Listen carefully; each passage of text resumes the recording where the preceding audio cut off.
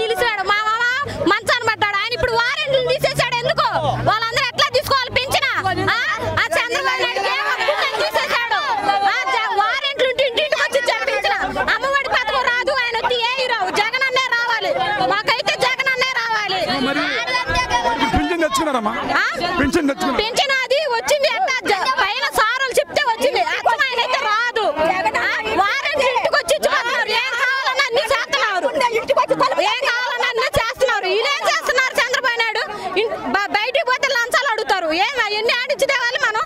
వీళ్ళైతే జగన్ అన్న అయితే అన్ని ఇస్తాడు. జగన్ అన్న మా గుండెల్లో ఉంటాడు. పిల్లలు నోట్లో కూడా జగన్ అన్నే రావాలంటున్నారు. అసలు ఆయన గెలవలేడు, జగన్ అన్నే గెలవాలి. జై జగన్ అన్న. జగన్ మీ గుండెల్లో ఉంటాడు అన్నావు కదా, మరి మీ జగన్ పోయడానికి అన్ని పార్టీలు కలిసి వస్తున్నాయి కదా? అన్ని పార్టీలు వచ్చినా ఏమి చేయలేరు. జగన్ అన్న ఎంట్రీ కూడా పీకలేరు. జగన్ అన్న వెనక ఎంతమంది ఉన్నారు? జగన్ అన్న ఎంట్రీ కూడా పీకలేరు. జగన్ అన్న గెలుస్తాడు.